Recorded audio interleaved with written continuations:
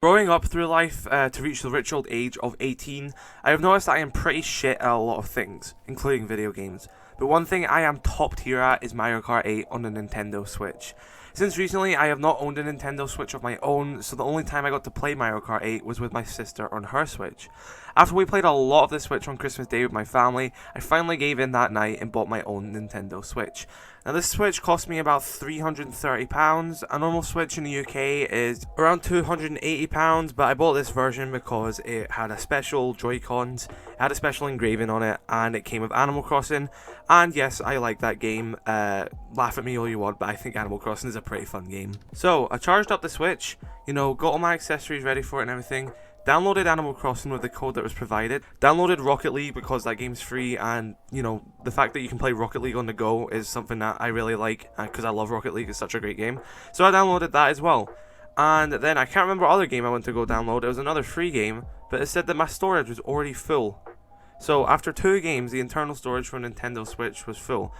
And I guess, that's fair enough. It is quite a small device, but after 2 games to be full is quite insane. I'm probably going to end up just buying cartridges for games for the Nintendo Switch now because obviously the internal storage is not that great. But just to make sure, I did buy an expansion SD card for it, which cost me another £40. Keep in mind, the Switch I got was $330, now I spent $40 on an SD card. My PS5 itself was only $350, so Nintendo Switch was quite a pricey thing for what you're getting, but I still think the product's quite great. I like the whole idea of being able to undock and obviously use it handheld. That's why I also don't really like the idea of the Nintendo Switch Lite. You can't dock on a TV with a Switch Lite, it's just a handheld console, so I think that kind of takes away the whole character of the Nintendo Switch, because then it's just a Nintendo handheld, it's not really a Switch, because it's not got the Switch feature. But hey, each their own. If you have the money, I actually do recommend getting a Switch. I've been enjoying it a lot.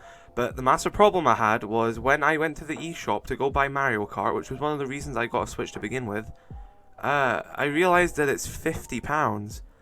And honestly, I understand how much games are, and I know games go up all the time, and the prices change every new console generation and stuff like that. But Mario Kart 8 is 7 years old. This game released on the Wii U, and it's only just an upgraded version on the Nintendo Switch.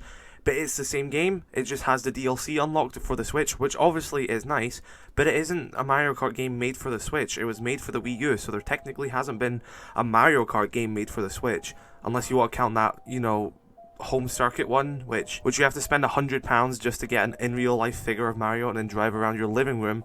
Most people don't even have a living room space to do a whole Mario Kart course on it. So I'm fine spending £50 on a game if it's brand new, and I understand that, but this game is from 2014. This game is 7 years old, and it's not even made for the Switch. It was made for the last Nintendo console. So this is one of the things that really annoys me about Nintendo, because they don't have to do it. They make enough money. But every first-party Nintendo game is just so expensive, and it's really annoying. And not really any other company does this. First-party Sony games, like Sony exclusives, Spider-Man, God of War, Uncharted, they all go down in price.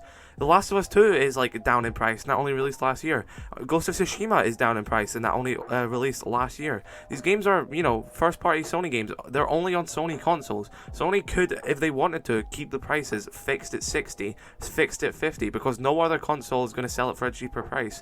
But for some reason, Nintendo just keep their prices so high, and I don't know if they make retailers do this as well, or it's just a choice by the retailers, but the games are just so expensive everywhere, and you hardly ever see sales on first-party Nintendo games. Just to put it into comparison, for the price of Mario Kart 8, like I said, which is a 7-year-old game for the Nintendo Switch, you could buy some of the best exclusives that are on PlayStation. You could buy God of War, you could buy the entire Uncharted franchise, you could buy the first 3 remastered, you could buy Uncharted 4, you could buy Uncharted The Lost Legacy, you can buy The Last of Us 1, you can buy so many games with this price. I just think it's very ludicrous that Nintendo charged this price for games that are so old. And I understand, you're not forced to buy it, and when you buy a Nintendo game, you know what you're getting.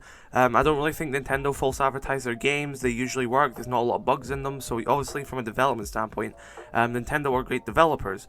But when you're charging this price for a game for so long, and you're going to be making that much profit on it, not to hardly ever drop your price, is kind of dickhead move, because you're very much limiting your audience and you're just, you know, squeezing more money out of them than you honestly really need to. But hey, if you personally feel like those games are worth that price and everything, then obviously go ahead and buy them. I personally love Nintendo games. I think they're very well made. I love the Nintendo Switch. I like the whole gimmick of it.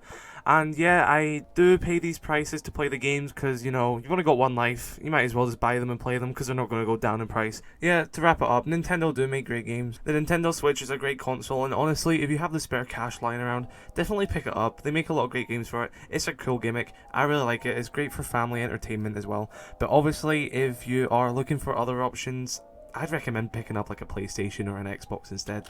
But anyway guys, I am going to end this video here, so massive shout out to my members as always: RSA.Biggie, Reaper, Conor SMITH, PogChamp, Brian the Owl, Denis, Alonso Martinez, Zerb1234, Movimento, and Xalator Gaming. Guys, thank you so much for watching this video. I hope you all have a great day. Drop a like on this video if you did enjoy, dislike if you not. If you are new, be sure to subscribe, and I shall see you on the next video. Have a great day, stay safe, love you all.